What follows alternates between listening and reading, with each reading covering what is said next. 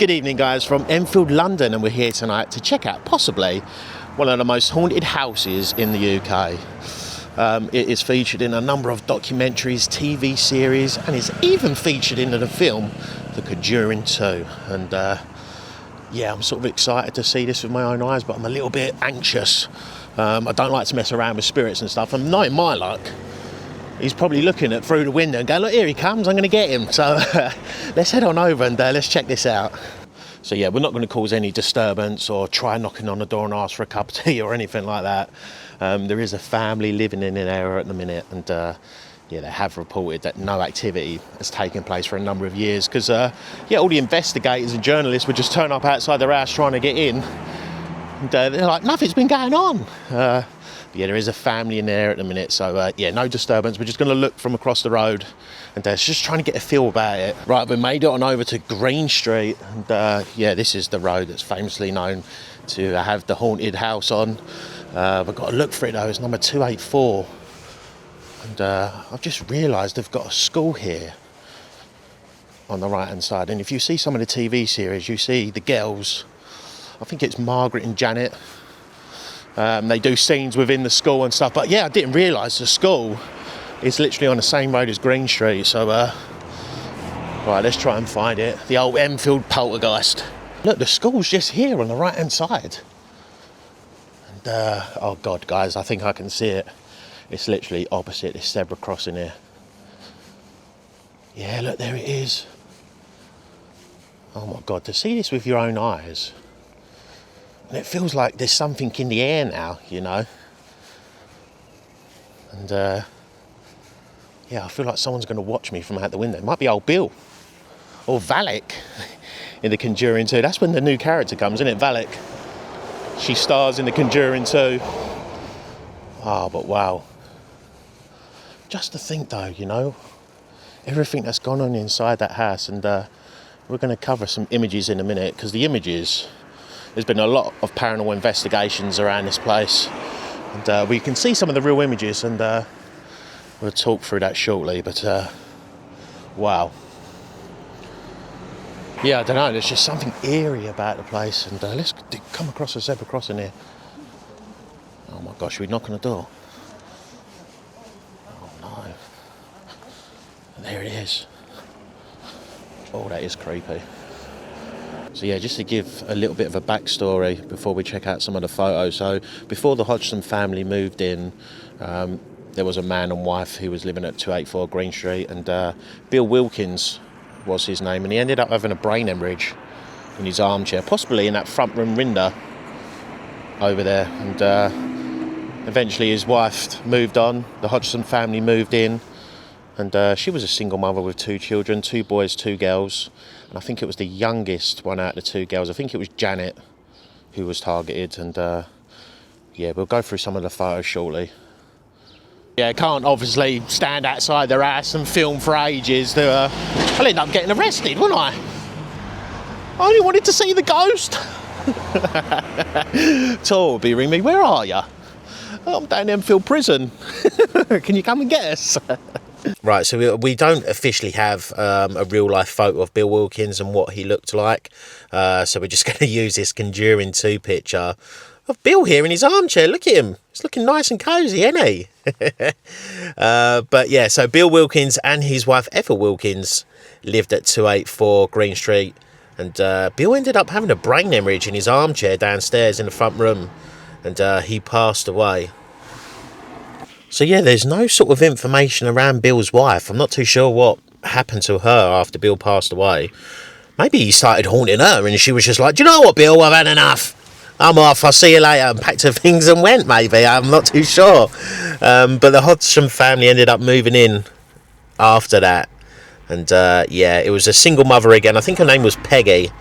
And she moved in with 4 of her children, 2 boys and 2 girls it was. And yeah, Bill ended up targeting, I think it was, yeah, the young girl, Janet. So yeah, over the 2 years, so 1977 to 1979, the Hodgson family did report loads of activity taking place throughout them 2 years. A lot of furniture was being moved around the house, And who remembers the classic chest of drawers scene at The Conjuring 2, where the chest of drawers slides across the bedroom, up against the bedroom door, locking the girls inside. And yeah, the mum's trying to get in on the other side while the girls are in there panicking. And there is an armchair downstairs. I'm not too sure if it's Bill's armchair, but the armchair downstairs, they reported that it was rocking to and from as if someone was sitting in it rocking. And yeah, Jesus, I would have been straight out that door, possibly even straight out one of the little windows there. So yeah, I think that's when Peggy kind of realised, you know, it wasn't normal. You know, she was obviously seeing the furniture being moved. She was hearing knocking sounds, and she ended up calling the police to come out and take a look. And 2 police officers arrived from the Enfield police station. And let's change over now to the picture of the police officers that arrived. Right, so here's a picture of the 2 officers that were called to the scene. You've got PC Richard Gross on the left and PC Caroline Heaps on the right. So yeah, they got called into the house because obviously Peggy was reporting moving furniture, knocking on the walls and stuff, and the police officers ended up seeing stuff themselves. And I think in Caroline Heaps' statement, she reported that the chair moved like 5 or 6 feet across the room without no explanation. She tried to check around to see if there was any devices or mechanisms going off or anything, and yeah, she couldn't work it out what could possibly be moving the chair. And yeah, I would like to see that statement. I wonder if they got it somewhere. But yeah, following Caroline's report, the police ended up leaving the scene because it wasn't a police matter. There was literally nothing else they could do. So yeah, how scary would that have been though? Where the police are just like, sorry, we've got to go, I'm out of here. I've just seen a table fly across the room.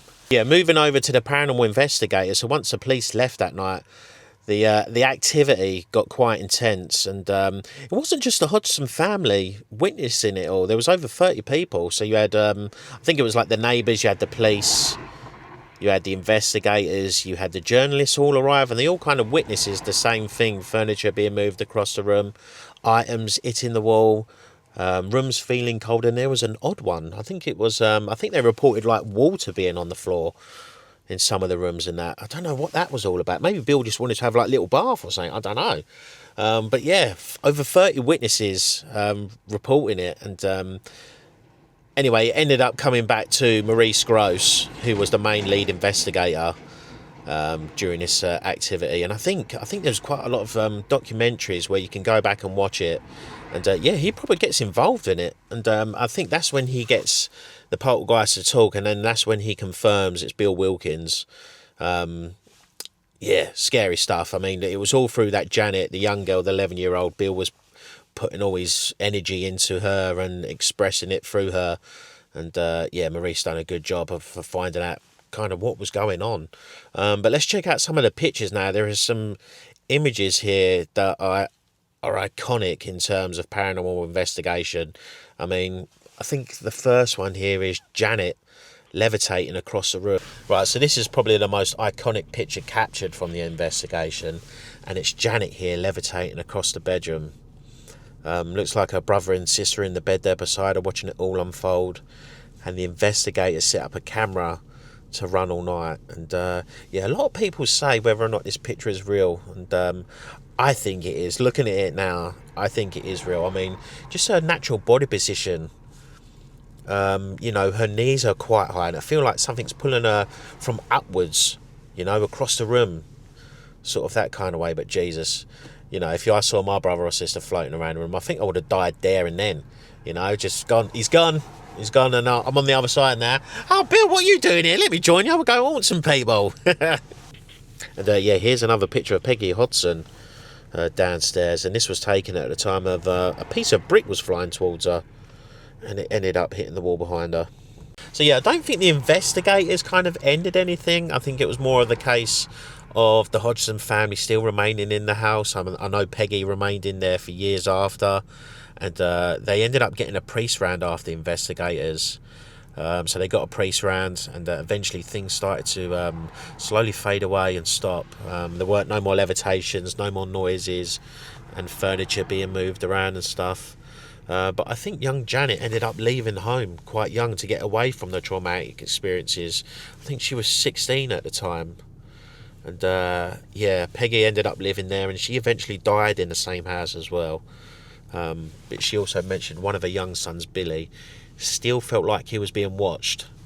So yeah, I don't think it ever truly leaves you, does it? It kind of, yeah, it's kind of with you forever. You know, there's no way you're going to forget about it or overcome it. It's just one of those things that stay with you. All right then, guys, so there you have it from Enfield, London. Oh, that was such a strange feeling. I can't describe it. Seeing it with my own eyes and stuff, knowing what's gone on inside that house, but just seeing it and trying to get a feel of the energy from it, and yeah, it's hard to describe. Like I said, the hairs on my neck kind of stood up, and it felt like someone was watching me, which is a little bit scary and that, but it was good to see it in person. And I'm hoping one day, you know, the owner actually goes, does anyone want to come around for a cup of tea? Because if that is the case, we're going to be first on the list to come in and take a look. But all right then, guys, thanks for coming along, and I'll see you guys on the next one. See you guys real soon.